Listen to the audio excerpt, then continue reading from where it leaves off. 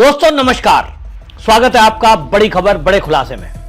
दोस्तों, उत्तर प्रदेश के बलरामपुर में जो धर्मांतरण का खेल खेला जा रहा था, योगी की सरकार ने उसको पूरी तरह से नेस्ता नाबूद करने का प्रण ले लिया है। योगी आदित्यनाथ ने एक सिखों के कार्यक्रम में यह कहा कि धर्मांतरण राष्ट्र विरोधी साजिश है।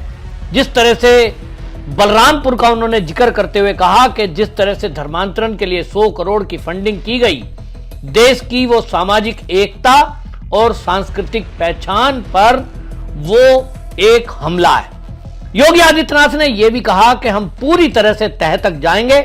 एटीएस को आदेश दे दिए गए हैं कि इस पूरे नेक्सस में, इस पूरे जाल में जो भी लोग दोषी हैं, एक एक को खोजकर दंडित किया जाए। कल्पना करिए कि ब्राह्मण, क्षत्रिय, दलित ये रेट तय कर रखे थे कि लड़कियों को फंसाओगे, धर्मांतरित करोगे तो आपको, अगर ब्राह्मण की लड़की है तो 20 लाख मिलेंगे, क्षत्रिय की किसी ठाकुर की लड़की है तो 15 लाख मिलेंगे, दलित परिवार की किसी लड़की को धर्मांतरित करते हो तो 10 लाख मिलेंगे। इस तरह के रेट तय किए हुए थे और 1000 से अधिक लोग इस छांगुर बाबा से जुड़े हुए थे। यानी छांगुर बाबा ने भारत में 1000 लोगों का नेक्सस बनाया हुआ था, जो इस काम को करता था कि पहले हिंदू लड़की को फंसाओ, फिर उसके बाद लड़कों को आगे करके उनसे शारीरिक संबंध बनाओ, फिर उनकी फोटो वीडियो बनाओ और फिर उनको करो ब्लैकमेल। या तो धर्मांतरण करो वरना आपको बर्बाद कर दिया जाएगा। और उसी के काम आगे, जैसा मैंने पहले भी बताया है कि धर्मांतरित कर दिया, उनकी सप्लाई कर दी और उसी से पैसों की कमाई भी करता था ये छांगुर बाबा, जो इसकी कोठी पर योगी आदित्यनाथ का बुलडोजर चला है। सोचिए, एक ऐसा व्यक्ति जो केवल 3 जने उसके घर में हैं, उनको 20 कमरों की जरूरत क्या थी। और यही 20 कमरों का राज उत्तर प्रदेश की एटीएस अभी अगले कुछ घंटों में खोलने वाली है। पूरा खुलासा होगा इस पर, लेकिन अभी तैयारी चल रही है उन लोगों की जो वो 1000 लोग इस नेक्सस में जुड़े हैं। और विदेशों से जो फंडिंग आ रही है उसमें भी एफसीआरए के कानून में हेराफेरी करके केंद्र सरकार की आंखों में धूल झोंकने के लिए स्कूल और अस्पताल बनाने की एवज में ये विदेशों से फंडिंग ली गई। और एक अनुमान के अनुसार 500 करोड़ रुपया 3 वर्षों में विदेशों से लिया है। अरब कंट्रियां यहां भारत में जो मदरसे, मस्जिद, मौलवी ये लोग हैं, रेफरेंस के जरिए ये कोई एनजीओ बना लें और फिर नाम बेशक एनजीओ का है, नाम बेशक अस्पताल या स्कूल का हो। मुझे लगता है कि अरब कंट्रियों में जो दान देने वाले ऐसे मौलाना मौलवियों को पैसे दान देने वाले हैं, उनको भी अच्छे से पता है कि भारत में असल में खेल क्या चल रहा है। उनको पता है, मुझे नहीं लगता कि उनको यह नहीं पता होगा, क्योंकि कोई अगर 10, 20, 50 करोड़ रुपया दान दे रहा है कि भारत के अंदर हम गरीबों के लिए स्कूल बना रहे हैं, अस्पताल बना रहे हैं, तो वो आंख बंद करके यूं ही नहीं दे देगा, कुछ तो देखेगा। लेकिन अगर कहीं ना अस्पताल है ना स्कूल है और केवल धर्मांतरण का खेल चल रहा है, असली मुद्दा यही है। सरकार की आंखों में धूल झोंकने के लिए एनजीओ बनाई जाती है, एक अस्पताल या स्कूल भी बना लिया जाता है और उसके बाद उसकी आड़ में धर्मांतरण चल रहा है और उसी की एवज में एफसीआरए के कानून के तहत विदेशों से फंडिंग आ रही है। हमारे देश के कानून को अभी सख्त किया गया है और विदेशी जो फंडिंग है, एफसीआरए के एक्ट हैं, उसमें भी बदलाव किया गया है। मोदी सरकार को यह पता था कि बहुत सारे लोग इसी तरह एनजीओ बनाकर धर्मांतरण का खेल कर रहे हैं, जिसमें मिशनरी भी हैं। जब ये कानून सख्त किए गए, अभी तक 3000 से अधिक इसी प्रकार के एनजीओ को बैन कर दिया गया, खाते बैन कर दिए गए, तो कांग्रेस समेत वामपंथी बौखला रहे थे। अब कारण समझ में आ रहा है, क्योंकि यह प्रहार हो रहा था धर्मांतरण पर। मोदी सरकार ने इस तरह के फर्जी एनजीओ देश में चलाने वालों को, लगभग 30,000 ऐसे लोग थे, 30,000 एनजीओ जिनको विदेशी फंड जो आ रहा है उस पर बैन लगा दिया है। आप चलाइए, आपकी एनजीओ है, विदेश से पैसा नहीं ले सकते क्योंकि आपकी नियमितता ठीक नहीं है, आपके अकाउंट ठीक नहीं है। अब कानून सख्त हुआ है तो बौखलाहट है, लेकिन बात यह है कि ये जो छांगुर बाबा है, इसका नेक्सस कैसे चल रहा था। तो विदेशों से फंड लिया और उसके बाद इसने भारत में ऐसे लोग जोड़े जिनका ये अश्लील धंधा ये छांगुर बाबा चलाता था। अब आप सोचें कि ये जो हिंदू लड़कियों को फंसा करके वैश्यावृत्ति, एक तरह से मैं कहूंगा, क्योंकि अगर आप किसी लड़की को उसके विवाह के बाद उसके नाम पर, के धर्म के नाम पर एक से अधिक पुरुषों से शारीरिक संबंध बनाने की बात करते हैं, तो आप सोच सकते हैं योगी जी इस मामले में, योगी सरकार, योगी पुलिस इस मामले में गंभीरता को समझते हुए बहुत ही सावधानी के साथ आगे बढ़ रही है। और इन मामलों में क्योंकि वो बच्चियां कहीं ना कहीं बहला फुसला कर उनको धर्मांतरित कर दिया गया, कहीं ना कहीं झूठ बोलकर लव जिहाद में फंसाया गया, तो उनकी इतनी गलती नहीं है। इतनी गलती तो जरूर है कि उन्होंने मां बाप से बिना मर्जी के किसी लड़के को चुना और उसके बहकावे में भी आई तो क्यों आई। इंस्टाग्राम, फेसबुक और ये जो सोशल मीडिया है, इसके जरिए फंसाने में वो जाल बिछाए बैठे रहते हैं। वही लड़कियां फंसती हैं जो अपने माँ बाप का आदर नहीं कर रही हैं, माँ बाप का कहना नहीं मान रही हैं।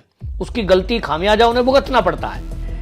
किस तरह से गलत धंधों में धकेला जा रहा है, किस तरह से उनको सेक्स लीव की तरह से इस्तेमाल किया जा रहा है। केरला फाइल में हमने देखा, विदेश तक में सप्लाई करी जा रही है और ये पैसा कमा रहे हैं।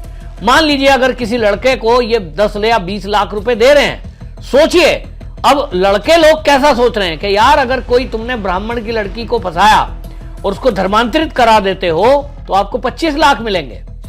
तो क्या करो, चलिए 1-2 लाख रुपया खर्च कर देते हैं। और इस तरह से ये प्रोत्साहित कर रहे हैं लड़कों को कि आप हिंदुओं की लड़की को जाल में फंसाओ। एक मोटरसाइकिल लो, 1 लाख की आ जाएगी। बढ़िया सा पैसे खर्च करो, जिम जाओ, बॉडी बनाओ, 50,000 रुपए खर्च हो जाएंगे। यानी 2-3 लाख रुपए खर्च करके लड़की के ऊपर खाना खिलाना, चक्कर, घूमना, इन सब में यदि कोई लड़का खर्च कर देता है, इससे बढ़िया बिजनेस कौन सा है। ये मैसेज छांगुर बाबा ने देने की कोशिश की कि अगर आप किसी हिंदू लड़की को फंसाते हो, धर्मांतरित करते हो, तो आपको 25 लाख रुपए मिलेगा। तो मुस्लिमों के लड़के सोचते हैं 2-3 लाख रुपए खर्च करके और 25 लाख मिल रहे हैं, लड़की भी मिल रही है। अगर कोर्ट केस हो जाता है, कोई फंस जाते हैं, तो उसमें भी मदद दी जा रही है। ऐसी कई संस्थाएं कि धर्म के नाम पर ये धर्मांतरण करने वाले लोग, उसके पीछे कई ऐसी संस्था खड़ी हो जाएगी। मैं नाम लूंगा तो विवाद हो जाएगा, लेकिन देश की कई जानी मानी ऐसी संस्था हैं जिसमें मौलाना, मौलवी, ऐसे बहुत लोग जुड़े हुए हैं जो बड़े बड़े वकीलों को कोर्ट में सुप्रीम कोर्ट तक में खड़ा कर देंगे। आपने देखा ना कि किस तरह से जो कई ऐसी, अभी आप देखिए कन्हैया लाल की जो हत्या हुई है राजस्थान में, उसकी वकालत का खर्चा कौन दे रहा है?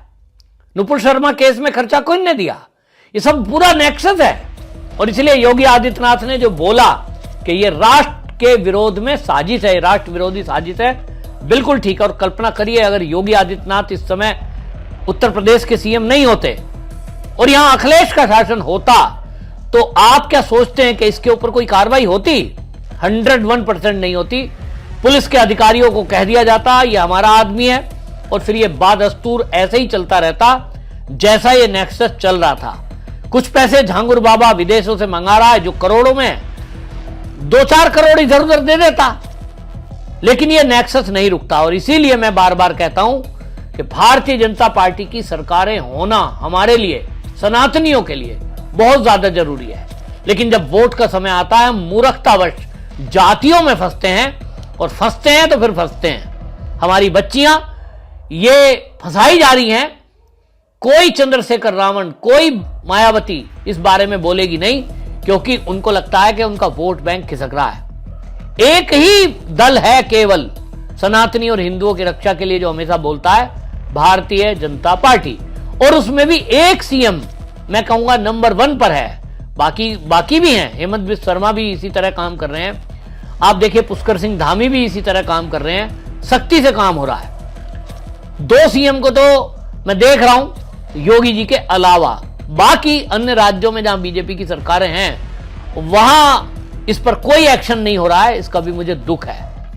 तो भारतीय जनता पार्टी को भी उन नेताओं को आगे चुनकर भेजना चाहिए, खासतौर पर मुख्यमंत्री के लिए, जो योगी आदित्यनाथ की तरह काम कर रहे हो, हेमंत बिस्वा शर्मा की तरह काम कर रहे हो, पुष्कर धामी की तरह काम कर रहे हो।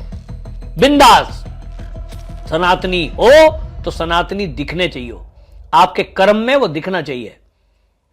ये दिखाई दे रहा है। और आप सोचिए योगी आदित्यनाथ हैं तो बुलडोजर एक्शन हो रहा है, और एक एक चीज तलाशी जारी है, वरना तो मामला ठंडे बस्ते में डल जाता और कितनी लड़कियां हिंदुओं की बर्बाद हो जाती। बहरहाल योगी जी का इस मामले में खुलकर यह कहना और एटीएस को आदेश दे दिया।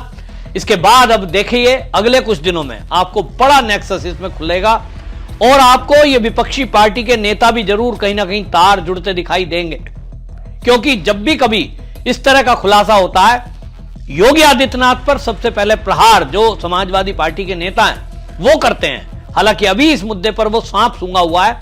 मुझे लगता है कहीं ना कहीं कोई ना कोई उनकी पार्टी का इसमें तार जुड़ेगा, जैसा कि संभल के हिंसा में जुड़ा। तो अब देखना होगा तार कहां जुड़ते हैं, लेकिन योगी जी ने तो तय कर दिया कोई भी हो छोड़ा नहीं जाएगा। आपकी इस पर क्या राय है? क्या आप समाज में जो ये हमारी बच्चियों के साथ हो रहा है इसके लिए कोई राय देना चाहते हैं? मुझे आप कोई राय देना चाहते हैं कि मुझे इस विषय पर वीडियो बनाना चाहिए? अपनी राय कमेंट में जरूर लिखें। आप वीडियो को शेयर भी करें। वंदे मातरम।